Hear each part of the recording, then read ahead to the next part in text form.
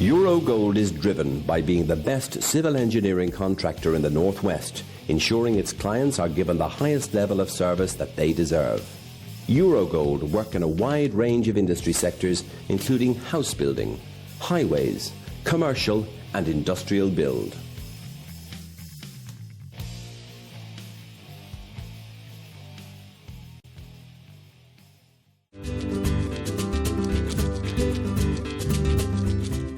Vita is an award-winning, independently run Italian restaurant.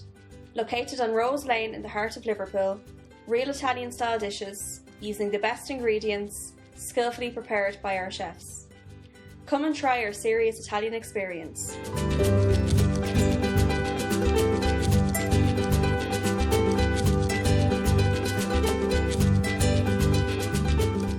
Do you want to work with the UK's leading trades and labour supplier? Danny Sullivan Group operate on the largest, most prestigious infrastructure projects across the UK, and you can be part of our dynamic team.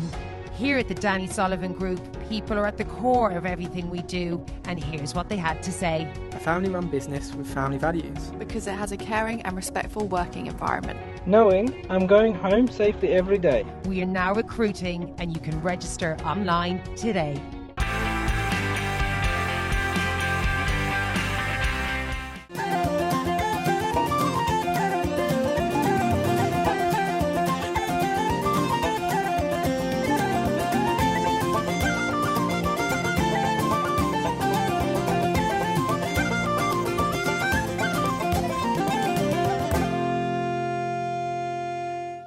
Hello to you all and welcome to the Irish in the UK. A few weeks ago we showed you a film called Little Ireland. The film related to Irish people coming to Manchester in the 18th and 19th century. That film was made by Anthony Mulligan. Well, this week we're going to be chatting to Anthony and find out if he's got any more good stories up his sleeve. Just before Christmas time we were filming at the Huddersfield Irish Centre, prior to them delivering their food bank across Huddersfield to the Irish community who were shielding. Stephen Smyth will be joining us, and Stephen has just released his brand new album, and one of the songs on there is specially dedicated to Stephen's late father, Never Let You Go. But first we're going to be meeting John Lambe, who is a historian in Huddersfield. John knows a lot about the history of the Irish people in Huddersfield, about the history of Huddersfield in general, and of course his very famous Irish heritage walks.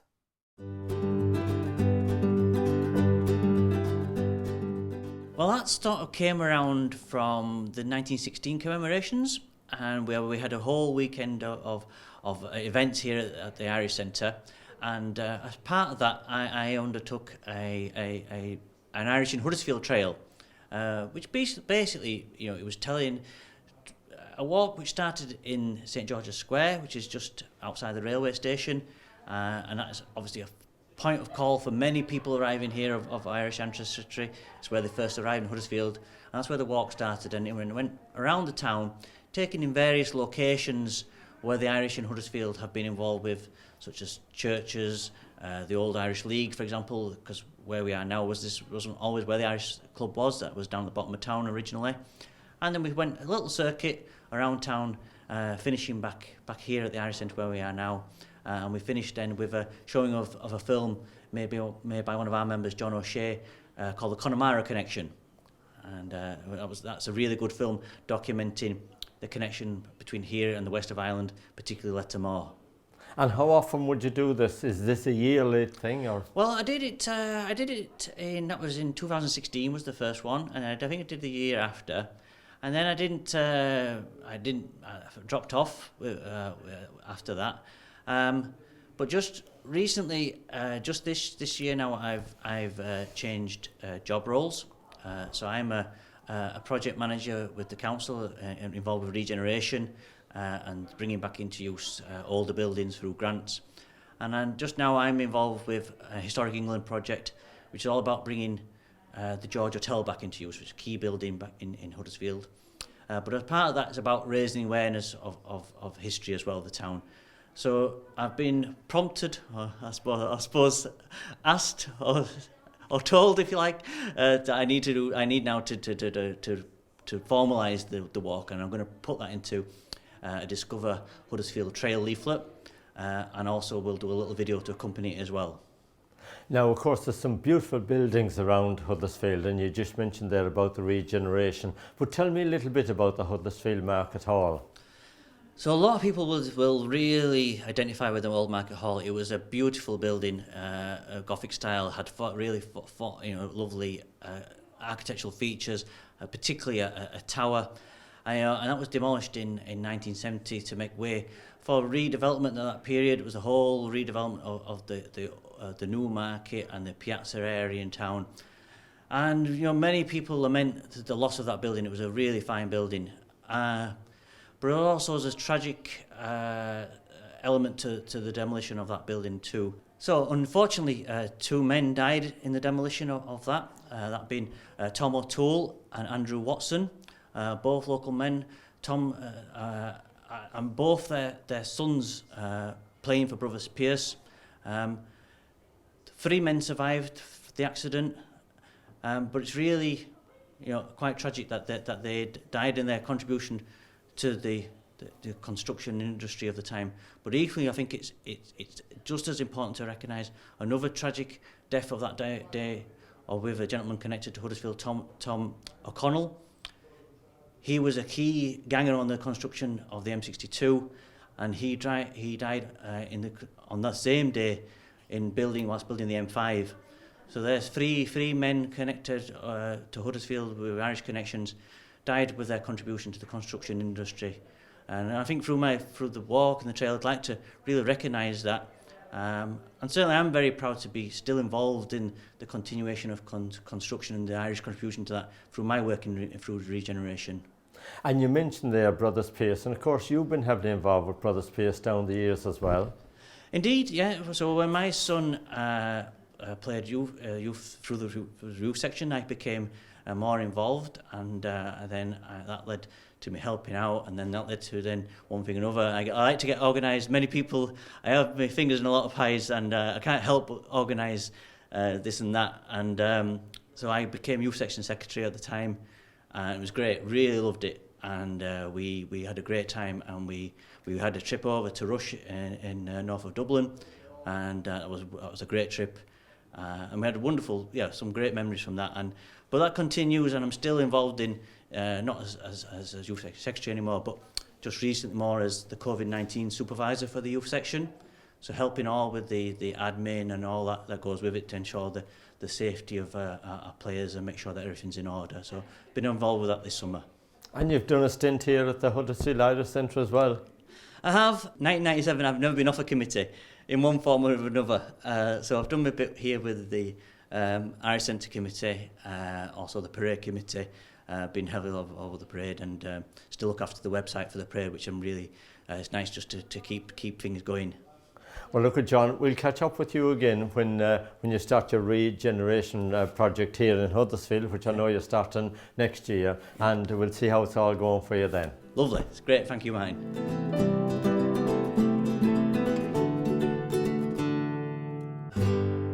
If you'd like to take part in John's Irish Heritage Walk every summertime, well then get in contact with John Lambe at the Huddersfield Irish Centre. Now, a few weeks ago we showed you a film about Little Ireland, which related to Irish people coming to Manchester in the 18th and 19th century.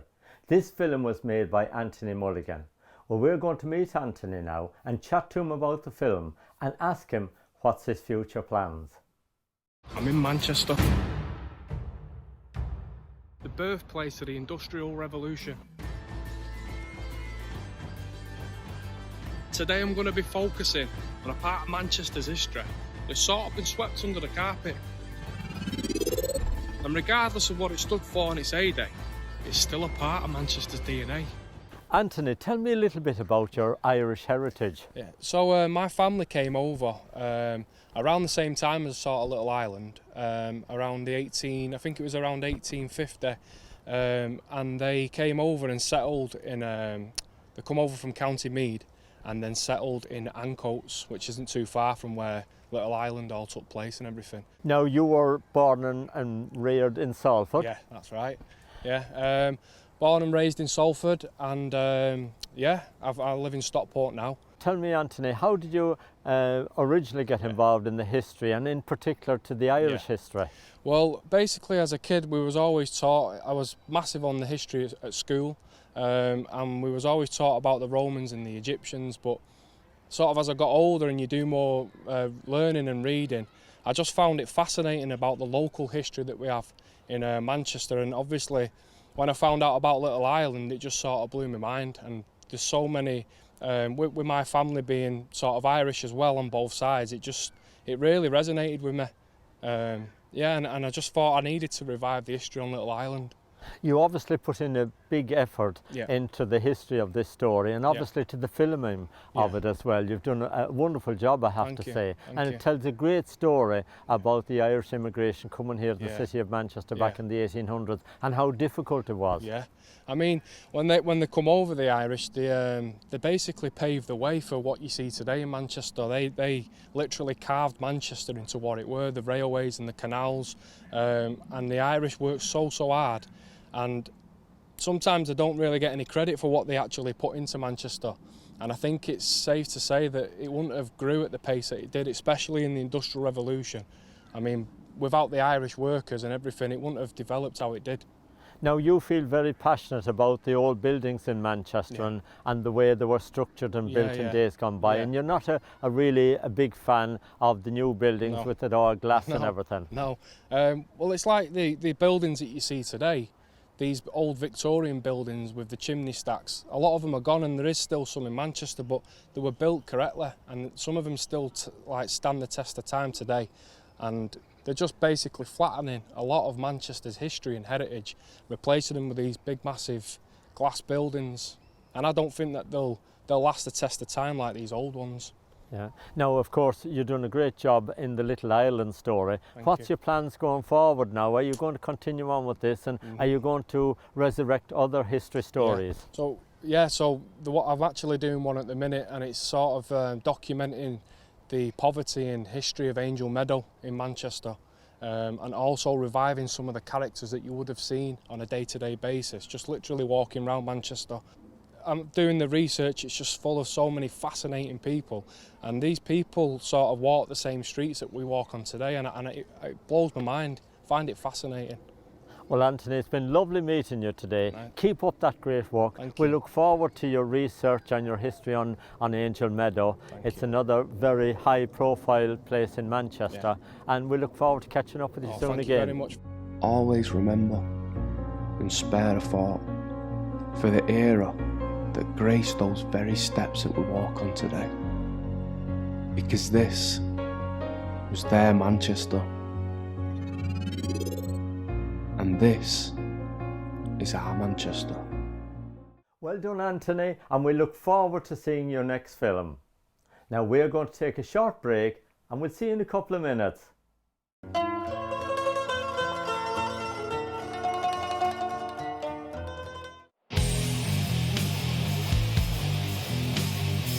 Eurogold is driven by being the best civil engineering contractor in the Northwest, ensuring its clients are given the highest level of service that they deserve. Eurogold work in a wide range of industry sectors, including house building, highways, commercial and industrial build.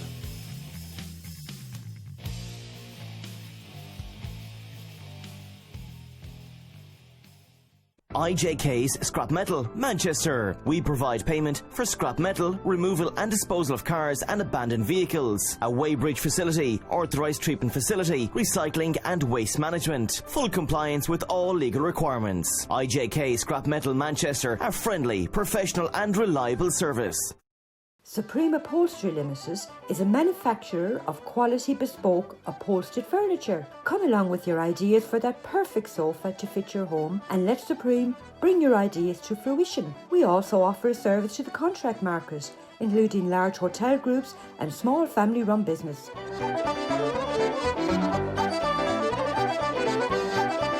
No matter how large or how small your order, you will always get that personal service from our sales team. Come along and visit our showroom.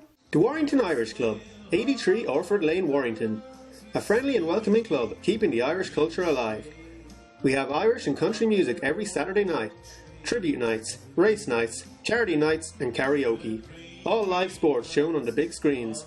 We have snooker, dominoes and crown green bowling teams along with arts and crafts. Pop in for a friendly welcome and to book your event at the Warrington Irish Club, give Frank a call. La Vita is an award-winning, independently run Italian restaurant. Located on Rose Lane in the heart of Liverpool, real Italian-style dishes, using the best ingredients, skillfully prepared by our chefs. Come and try our serious Italian experience.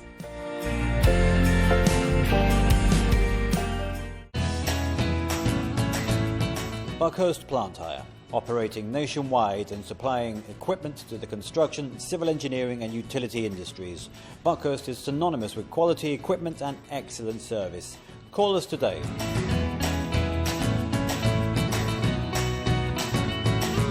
IJK's Scrap Metal, Manchester. We provide payment for scrap metal, removal and disposal of cars and abandoned vehicles. A weighbridge facility, authorised treatment facility, recycling and waste management. Full compliance with all legal requirements. IJK Scrap Metal Manchester, a friendly, professional and reliable service.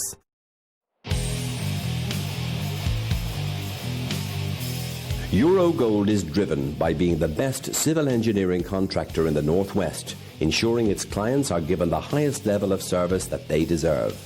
Eurogold work in a wide range of industry sectors, including house building, highways, commercial and industrial build.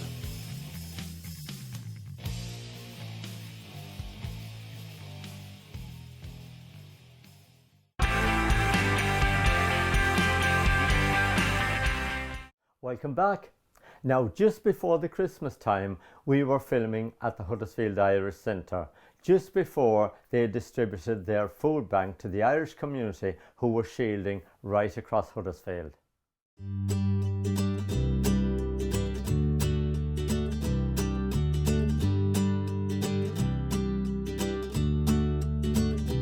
I'm involved for about 19 years with the Huddersfield Irish Centre, nearly since it opened. Yeah. I'm the Council Secretary for 18 years.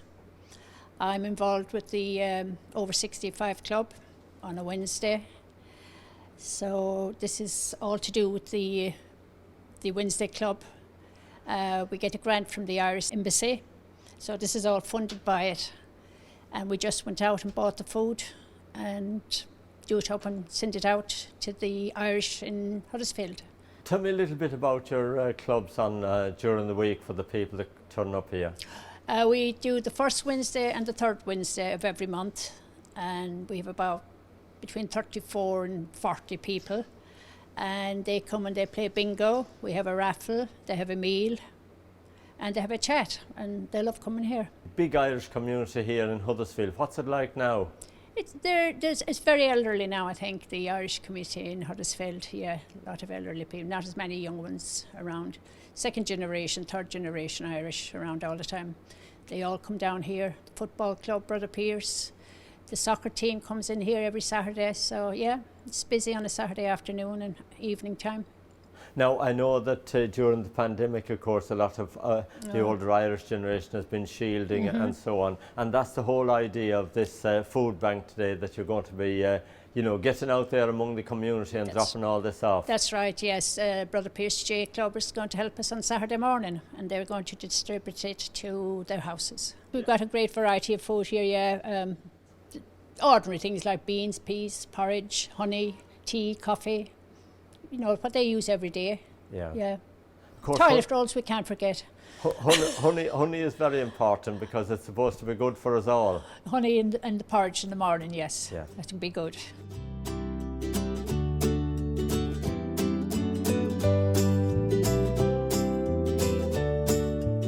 Jack, tell me a little bit about your involvement with Brothers Pierce. I've been probably involved with the club because I'm 23 now, so I'll say since I was 5-year-old. I've gone through the youth section up until the senior section, and it's not just me. There's a lot of our team is Yorkshire born, which I feel is a really good thing for the town, because it shows you that there is still that strong connection towards a lot of the Irish sort of culture that that we all have. We know that you contested the Yorkshire football final this year, and of course, as you said there, you've got an awful lot of homegrown players here from Huddersfield in the team. The first 2 quarters we put a game to Hugh O'Neill's of Leeds, and we did really well, but it was sort of the third quarter, the experience and nous of O'Neill's, because they've got a lot of Irish-born lads that really did come through and showed where we want to be.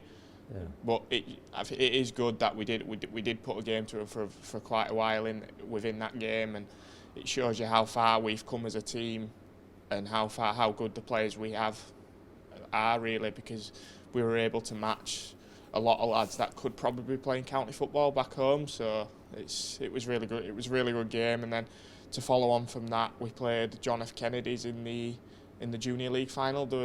I think it was 2 weeks after the senior final, and we won that by, I think, about 14 points. Now, as a young boy growing up, of course, you joined the club at a very young age, and you've gone up through the ranks. Brothers Pearce must mean a lot to you. Yeah, it does. It's a big part of my life, really, and it's good to see that, especially with what we're doing now with the food bank and that stuff. It's really good to be involved in all of that, because it just shows you the level of commitment that this club has to the community and what this club means to a lot of the people in the community. Now, we know that a lot of your teammates are going to come along and distribute all this food. Tell me about that. Everyone really wanted to do it, because it is really important to look after those people that can't, especially in a time like now, because it is very hard because it is a lot of the older community. It is very hard for them to get themselves out and go, and even something as little as going to the shop, it is, because it is quite a difficult time. So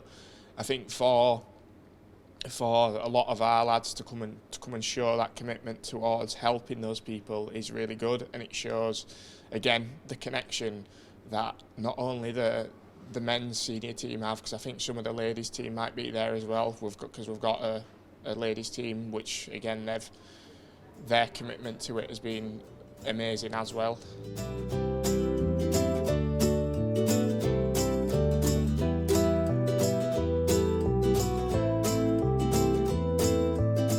Curse of the COVID, like most places up and down the country, has had a major impact on the Huddersfield Irish Centre, particularly on the type of activities that would normally go on here, from the sports teams, our Irish dancers, both young and not so young, and of course our seniors group, who meet here regularly, and understandably, since the lockdown, have been reluctant to come out, even during the time when the lockdown was eased. But it has had a major impact, not just on the financial side, but on the cultural side and on the social side.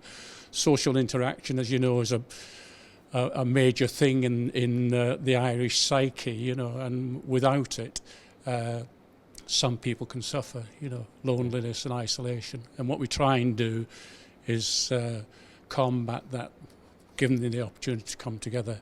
And of course now, because that can't happen, they can't come to us, so it's up to us to try and go to them. And that's what's happening through our food programme and our wonderful volunteers, Kitty, Anne and Noreen. Without them, this wouldn't be happening. Now, I know that the Embassy of Ireland and the Immigrant Support Scheme has been very good to every club and to centres up and down the country during this pandemic. The activities during the year are funded both by the centre itself, by the seniors themselves, who make a small contribution on their visits here, and of course by the Irish government through the Immigrant Support Grant. And without that, we would probably struggle. So we're more than grateful to the government in Ireland for supporting us in this kind of venture. And hopefully, if we carry on with that support, this aspect of the way in which we support our senior citizens can probably carry on once the COVID, the curse of the COVID passes us by. Yeah. Because there are people out there that we're still discovering people who need this support of other people because they're living in isolation and then they're living on their own. And that has a big impact on people's mental health.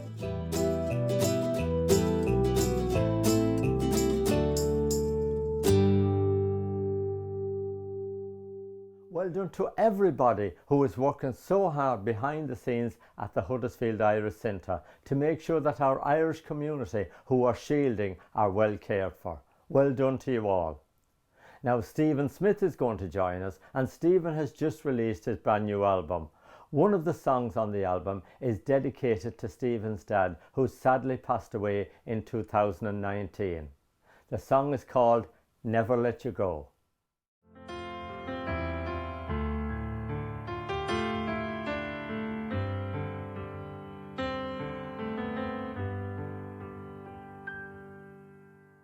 I took for granted everything you ever done. You were always there for me through the tears and the fun. A kind and gentle man, you loved each one of us. I was proud to call you Dad, and you never made a fuss.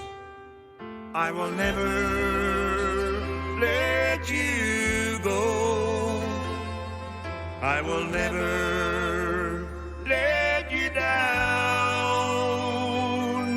I will never forget those memories that I have. I will never let you go.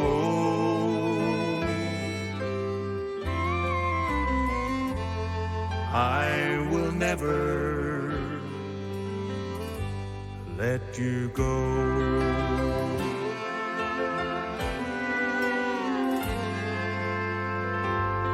You always gave to me the right advice in life.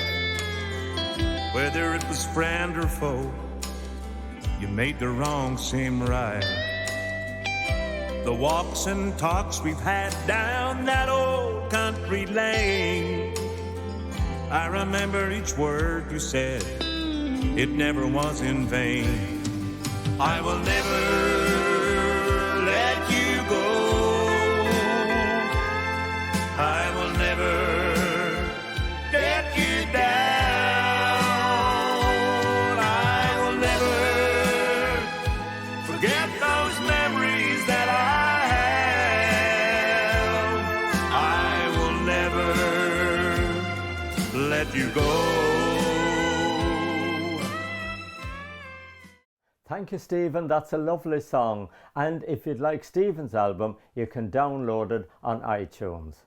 Now that brings us to the end of the show for this week. We'll be back next Thursday evening at 7:30 with the Irish in the UK, and Henry McGlade will be here just before us at 7 o'clock with his show from County Mayo. Until then, take care of yourselves, and we'll see you next week.